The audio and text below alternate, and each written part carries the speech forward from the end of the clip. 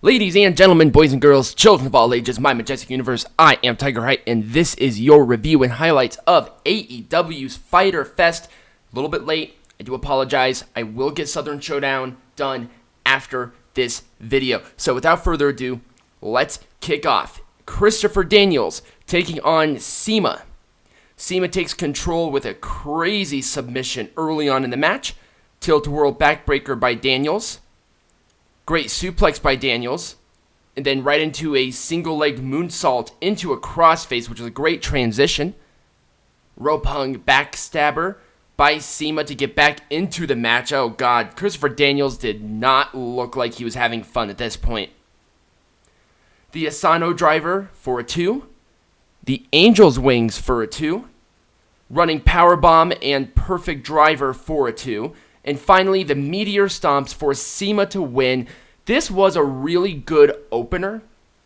It really showed CIMA as a credible contender, maybe later for the world belt, if like a heel won it. I don't see CIMA as a heel, to be honest with you, but I guess we'll have to see. It's still a very new company, obviously. Second fucking show. Now, this match, I was not expecting to be this fucking good.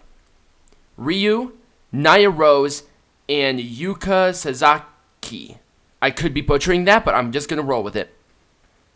A double dropkick on Nyla Rose, excuse me.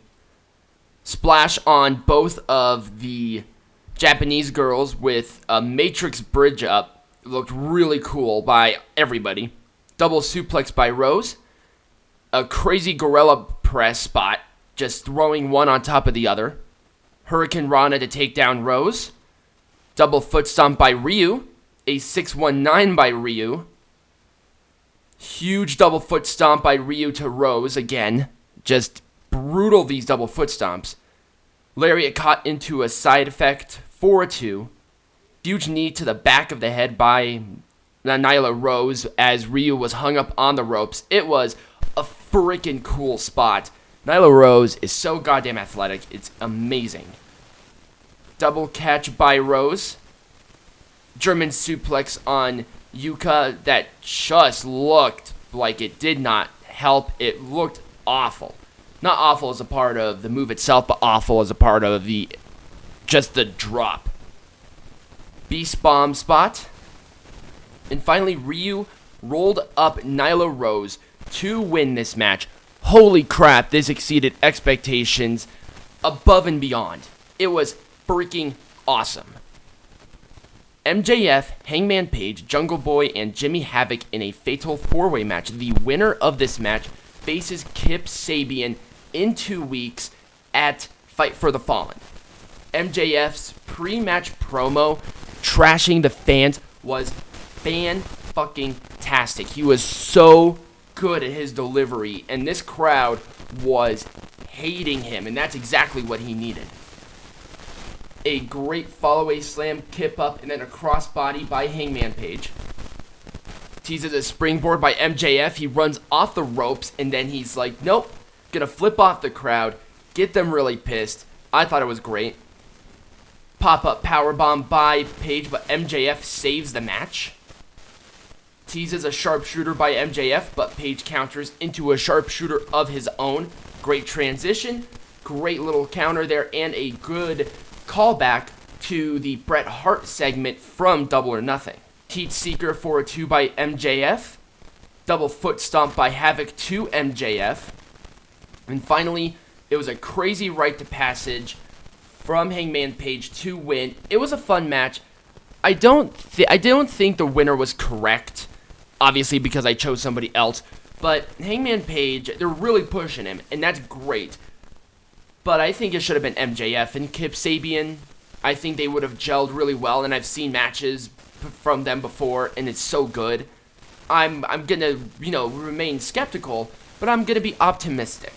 It was a good match. I'm really excited for Fight for the Fallen. Hopefully it'll be just as good as this show. Cody and Darby Allin. Darby Allin is fucking crazy fast. Like, from the word go. There was a great arm drag by Darby Allin. A nasty uppercut from Cody. to stop his momentum. Thrown into the corner just violently, just spins around, drops on the floor. Looks like it was a ton of fun. A unique gut buster for a 2. It's thrown upside down into the corner. Jesus, once again. Arm slammed into the turnbuckle again, which was a point of contention there. Clothesline facebuster. Flipping powerbomb for a 2. A super reverse facebuster from the top rope. I hate that spot, but Darby Allin did land safely at the very least. I mean, it probably still hurt, but hell of a lot better than landing on your head. Darby Allin did this backdrop thing. He just basically did a trust fall. Cody got out of the way. He slams it into the apron. Everyone, like, freaked the fuck out. I freaked the fuck out. I'm like, oh, God. Because he hit really hard, too. Oh, God. Darby Allin was put into a body bag, and Cody went to work on him. There was a crossroads, but the time limit was reached literally 1 second there. So it was a draw. Sean Spears, formerly known as Ty Dillinger, comes out, smacks Cody with a chair. I don't know how the fuck this happened, but he started bleeding from the back of the head. I'm like, oh, okay. He hit him from the front left side, and then he started bleeding out of the right. I was so confused on how this happened. I mean, I'm going to assume it wrapped around. It was a lot quicker than I could see, but it was so weird. Never seen this before. But anyway, Laredo Kid, Pentagon Jr., and Rey Fenix taking on The Elite. The Elite showing off some great Street Fighter gear. Really cool looking. Nick Jackson and Laredo Kid start out. The Luchadors doing their crazy stuff with a double tope and a moonsault. Super kick, poison Rana combo. There was that 3 Northern Lights suplex spot. Looked really cool. Going for the suicide dive, but Pentagon stopped it dead in its tracks. The Elite hit a great triple team wheelbarrow. There was a moonsault elbow and a senton combination, which looked awesome. Laredo Kid alone takes out the Young Bucks at this point in the match. Nasty backstabber by Pentagon Jr. to Omega. It was probably an Omega sell that just made this look bowling shoe ugly. It was cool though. And then a Snapdragon on Laredo Kid. Top rope Spanish fly by Laredo Kid, landing right on top. Only a 2 though. There was a 3 Hadoukens by the Elite, and this crowd went ballistic when they did the Hadouken. Phoenix Cutter, which is like one of my favorite moves. Spanish Fly to the Lucha Brothers and the Bucks. I thought that was a cool move. Tiger Driver 98 for a 2. But finally, Kenny Omega hit One Wing Angel for the win. Great match. Fantastic match. Which I did not expect anything less from these guys whatsoever. Nothing fucked up bad. Nothing was terrible. Everything here was so goddamn perfect. It was a really, really good match. So that was technically the main event. The ending match of the show. They turn out the lights and they bring it back up for our unsanctioned match. Jon Moxley and Joey Janela. They brawl out into the crowd, basically from the word go. Janela hits Moxley with a prosthetic leg. I mean, that shit hurts, so it did not look fun. Body slam on a chair. There was a stomp on the barbed wire chair on Moxley. God bless it, man. That barbed wire chair is such a big thing. Hurricane Rana on the chair. Then another chair shot. Russian leg sweep through the tables that were set up on the outside. Spear through the other tables, which was awesome. Elbow off a ladder through a table by Joey Janela. Holy crap, this spot was insane. Double arm DDT from out of nowhere. Did not get him the win. Actually, I don't even think he went for the pin. Attitude adjustment into the barbed wire board on the outside of the ring. There was a thumbtack. Thumbtacks were brought into the... Oh, God, I hate this. Thumbtacks were brought into the ring, Jon Moxley took off the boots and the socks of Joey Janela, was about to put his bare feet into the tacks, but instead, he goes for an X-Plex into the tacks. Then the bare feet into the tacks. Just talking about it, just watching it, I felt it, and I'm like, oh, God, Jesus, please stop. But finally, it was a huge double arm DDT into more tacks for Moxley to win. This was a brutal match. This was exactly what this match was promoted as, and I'm glad that they did not disappoint. Post-match attack by Kenny Omega. That's how this show ended. This was a great show. Personally, I might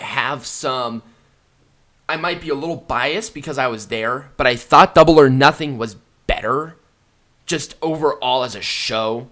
But this one did not disappoint whatsoever. I'm not disappointed. It was a fun show. The pre-show was hilarious because they made all the references there. And it was just a really good show. If you can find some time, get out of your way, watch this show. It was great. Thank you guys for watching. Stay tuned for Peanut Gallery's review of the show. And if you enjoyed this video, give it a like. Subscribe to this channel today. We're going to get Southern Showdown up tomorrow. And as always, be majestic. Hello, this is Peanut Gallery's review of AEW Fyter Fest,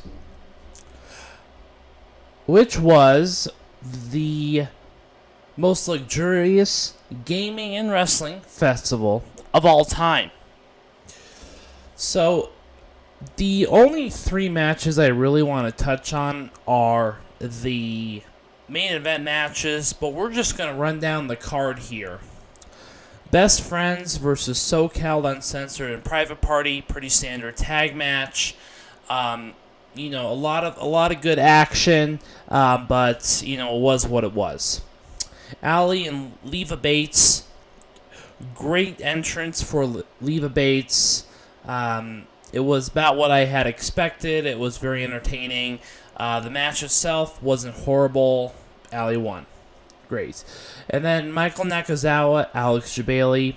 Alex Jabali is the CEO of CEO, which is the gaming company that was in partnership with this event. It was a hardcore match, about what I expected. A non-wrestler versus a wrestler, you kind of get the idea. Moving on to the main card. Now, the first three matches were, again, about what we had expected for a show like this. SEMA, Christopher Daniels, probably one of the better matches of the night. Two very great competitors, and you really got to see them put a good match on within the allotted time that they were given. Ryo, Yuka Sasaki, and Nyla Rose. Again, they're not very well known here in the States, but for being the match that it was, a three-way match, it wasn't a horrible three-way match. I have definitely seen worse three-way matches this year between three women who have even bigger names. And then you got a fatal four-way match: Adam Page, Jimmy Havoc, Jungle Boy, and MJF. So MJF actually put on a pretty good promo. It was actually probably one of the best pops of the night. And then, you got Jimmy Havoc, Adam Page, and Jungle Boy. You have your standard four-way match. Everyone got their spots. Overall, it was they actually did a pretty good job with kind of doing the spots and producing it in the way in which they had wanted to do that. All right, so moving on to match 7. Now I have the most to say about this one because this honestly was probably one of the. It wasn't the worst match of the night, but it was definitely not one of the top matches of the night. And it wasn't because of the match itself. Now, the match itself was spectacular. Cody and Darby Allin can really put it all out in the ring. I mean, you could tell that there was a story being done. Everyone knows who Cody is, but Darby Allin, if you're not too in tune with the indie scene, you don't really know, but I like the character. I like the development of the storyline. I really didn't get whole parts of it just because there's no weekly show to really promote this. So, I think it's a great rivalry for down the road as well. I think they can revisit it, especially because it was fought to a time limit draw. Now, this is one of my biggest pet peeves about this promotion. I feel like they either rush the matches or, in this case, they'll just draw the match. Why would you give them only 20 minutes to do this goddamn match? I could sit there for another 10 minutes. I want to see the match done. And I'm not the only one that said that. I want to see them finish the match. It felt incomplete to me. It felt very incomplete. And I did not like that at all.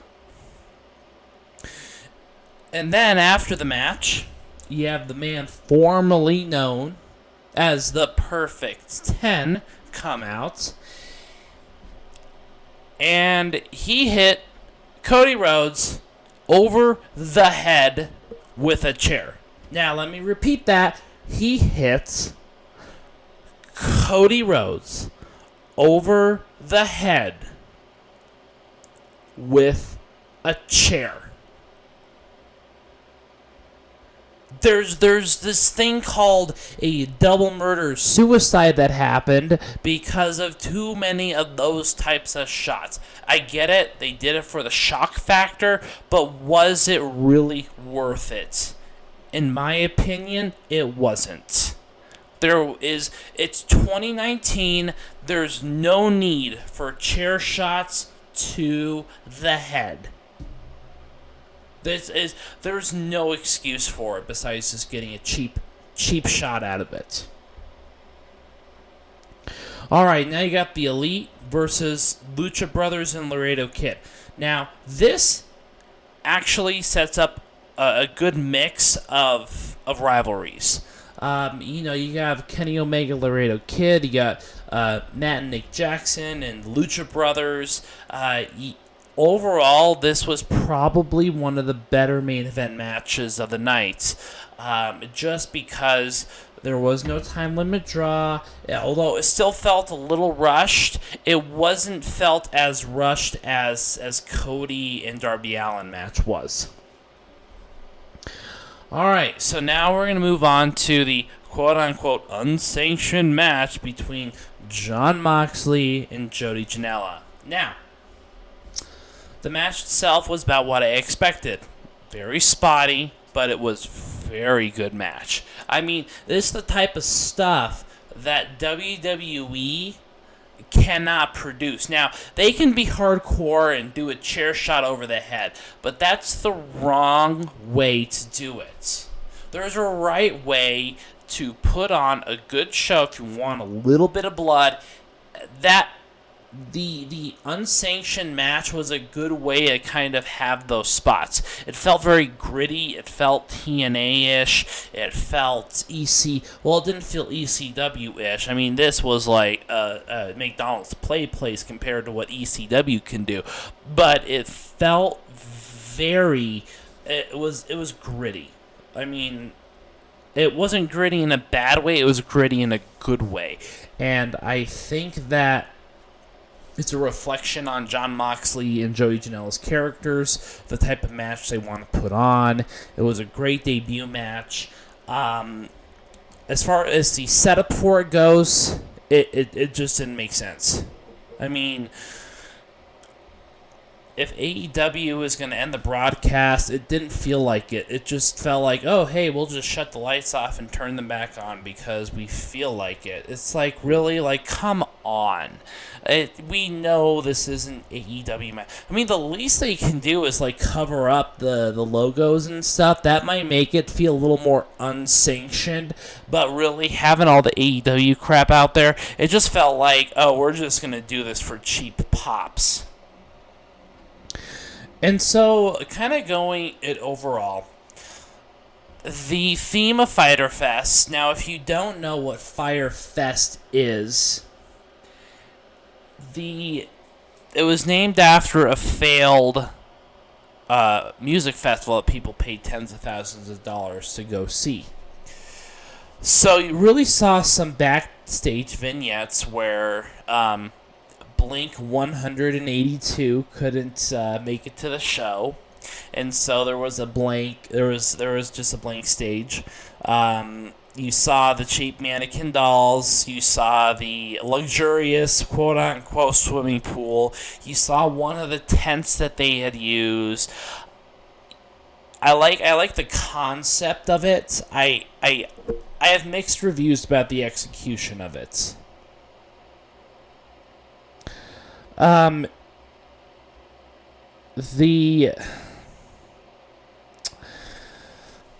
don't know, the whole concept, I don't think it was played out to its full potential. I think that it's fine to do some pop culture references, but it felt a little late for me. I think that they could have done something that was a little more current and maybe something that didn't reflect on, oh, well, maybe they're having money problems. It's like, well, they're not, but it kind of felt that way. And then the other thing, too, was the whole show itself was not hashed out in the way that I think it could have been. I think there could have been a lot more involvement with the wrestlers, with the theming. It just wasn't there. It felt very much like some of the WWE pay-per-views in terms of its gimmickies, but I think it can work. I think if they did it right, it could work really well. Because, who doesn't like Fyter Fest? I mean, who does not like the concept of a failed music festival? It just felt out of place, and maybe it was a little past what we were expecting. Again, the chair shot. I cannot go on enough about how the chair shots just felt uncomfortable. I mean, there are people who are like, yes, it's shot to the head, but it's like, holy crap, we're beyond that. This is not the era for chair shots to the head. I'm sorry. It just isn't. And then you go back and you look at the way in which it was reacted to at the very end. The Young Bucks did the interview because the Young Bucks are actually executive producers or EVPs of the show, and they did the interview, but it felt like it was very cliquey. It didn't feel like there wasn't some sort of investment into that. Even if they claimed it was safe, it was just out of poor character. I mean, that was it.